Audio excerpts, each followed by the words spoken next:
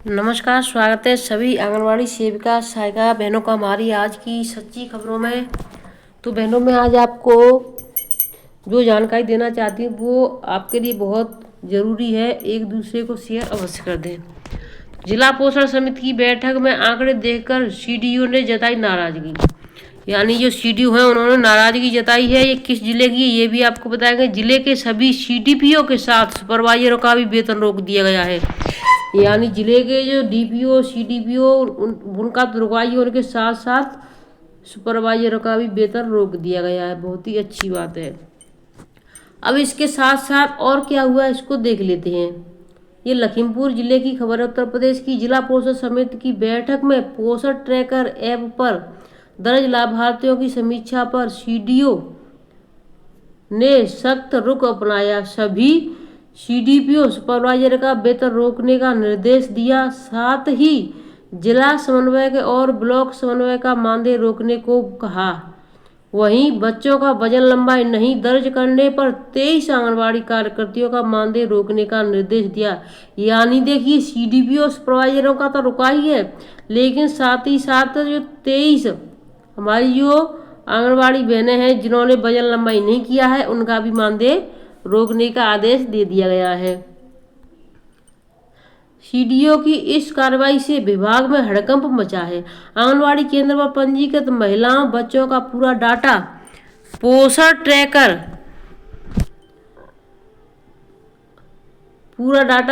Tracker app पर दर्ज कराया गया है। इसकी लगातार मॉनिटरिंग होती है। वहां आंगनबाड़ी केंद्रों पर हर महीने 0 से 5 साल तक के बच्चों का वजन व लंबाई मापकर दर्ज करनी होती है। इसकी जांच यूनिसेफ कराती है। होम विजिट की स्थिति भी पोषण ट्रैकर ऐप पर दर्ज की जाती है। सीडीओ अभिषेक कुमार ने पोषण ट्रैकर ऐप पर दर्ज आंकड़ों की समीक्षा में पता चला कि पोषण ट्रैकर ऐप पर दर्ज लाभार्थियों का आधार सत्यापन 99% से अधिक है, लेकिन मोबाइल सत्यापन करीब 70% है।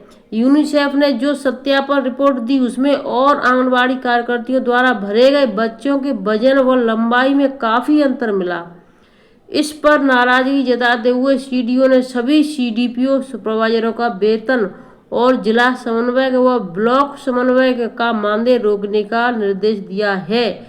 यानी जिले के हो गए डीपीओ और सीडीपीओ और ब्लॉक की हो गए आपकी सुपरवाइजर और आंगनबाड़ियों का भी रोक दिया। वहीं सेम बच्चों का पूरा विवरण ई-केवच पर दर्ज कराने को कहा। वहीं स्वास्थ्य विभाग के अधिकारियों को भी निर्देश दिया कि इन बच्चों की लगातार निगरानी करते रहें, जिससे बच्चे स्वस्थ और श्रेणी में आए। कार्यकर्तियों को प्रशिक्षण देने का भी निर्देश दिया। जिला कार्यक्रम अधिकारी भारत प्रसाद ने बताया कि जिन कार्यकर्तियों ने बच्चों का वजन लंबाई सही नहीं दर्ज की है उनका मानदेय रोका जा रहा है। यानी जिन्होंने गलत भर दिया गया है उनका मानदेय रोक दिया गया है। और आगे क्या इसमें 99 से अधिक है लाभार्थी का आधार सत्यापन, यानी 99% से अधिक लाभार्थियों का यानी आधार तो सत्यापित है, लेकिन मोबाइल नंबर सत्यापित नहीं है। लाभार्थियों का आधार वेरिफिकेशन और मोबाइल वेरिफिकेशन मिला कम। जिला को ऑर्डिनेटर और ब्लॉक को ऑर्डिनेटर का भी रोका गया मानदेय, यानी जिले के और ब्लॉक के सभी का रोका गया मानदेय। बच्चों की वजन और लंबाई मिली गलत। ये गलत कैसे, इसको भी हम आपको बता देते हैं, इसीलिए हम कहते हैं वीडियो आप समय से देख लिया करो। और इस पर वजन लंबाई वाला भी वीडियो हमने डाल दिया है। जो बहनें न्यू है उनके लिए दिक्कतें और ज़्यादा होगी, क्योंकि उनको तो पता भी नहीं है वजन कितना क्या कैसे करना है। तो वो बहनें समय से वीडियो अवश्य देख लिया करें। बच्चों की वजन लंबाई मिली गलत। पोषण ट्रैकर ऐप पर हर महीने बच्चों का वजन और लंबाई मापकर कार्यकर्तियों को दर्ज करना होता है। यूनिसेफ की टीम इसका ऑडिट करती है। 23 कार्यकर्तियाँ ऐसी चिन्हित की गई जिनके पोषण ट्रैकर ऐप पर दर्ज बच्चों के वजन और लंबाई में अंतर मिला है। इसमें बांकेगंज ब्लॉक की अंगदपुर की नवाब जहां फतेहसरनगर की पुष्पा देवी, सीता रामपुर की रीता देवी, जनकपुर की कुसुमा देवी व शैलजा धरोहरा के रेहुआ की गोमती देवी, तमादारपुरवा की सुषमा देवी, हमराजनगर की विमला देवी, अनीता वर्मा, सरोजनी शुक्ला, सुनीता देवी का मानदेय रोका गया है। यानी ये 23 आंगनवाड़ी कार्यकर्ती ऐसी हैं, इनका मानदेय रोका गया है।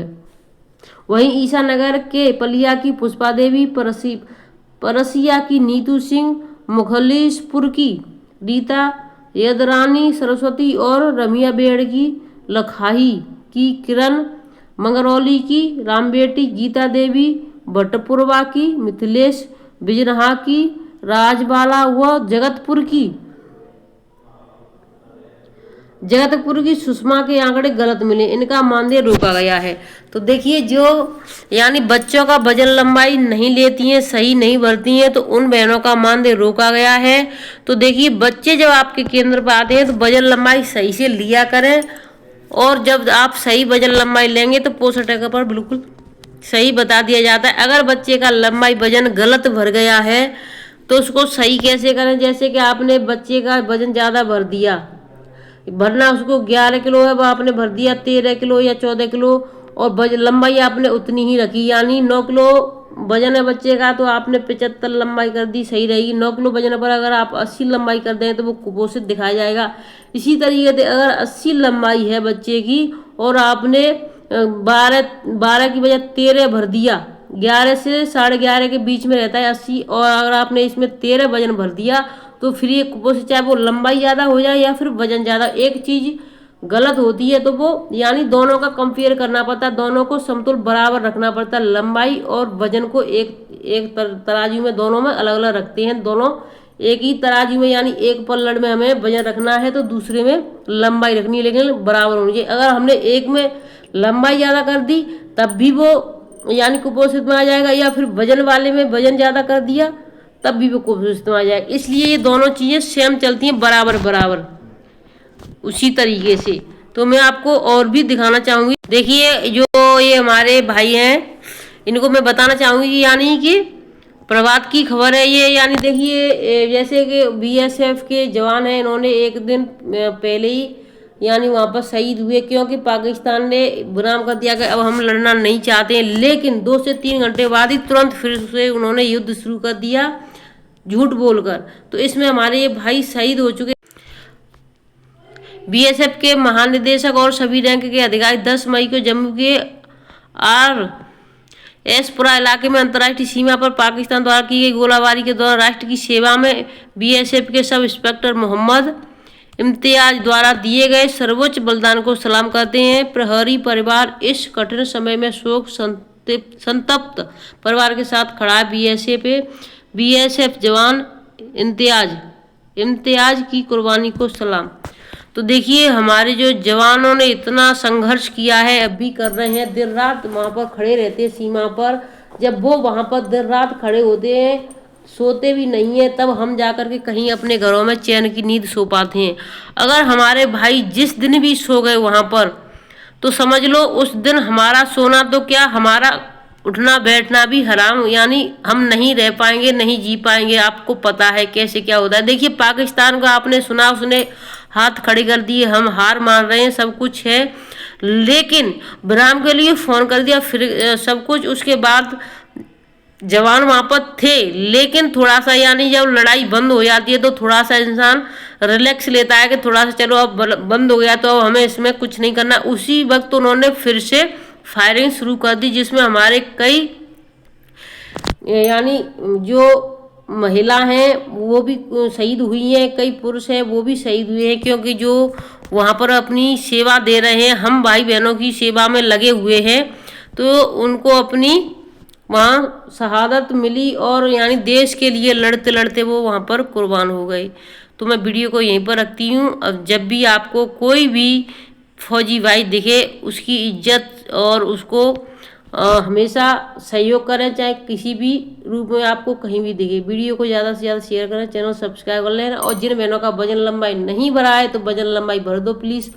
एक जो देखिए इस पर मेरी वीडियो डली है, अगर इस पर नहीं है तो मेरी दूसरी वीडियो उस पर डली है, जिसका नाम है मंजू त्यागी ब्लॉग के नाम से। तो जा करके अपना देख लें। उसकी लिंक अगर आपको चाहिए तो मैं इस चैनल के डिस्क्रिप्शन में डाल दूँगी, अगर किसी भाई बहन को चाहिए तो हमें बता दें। धन्यवाद।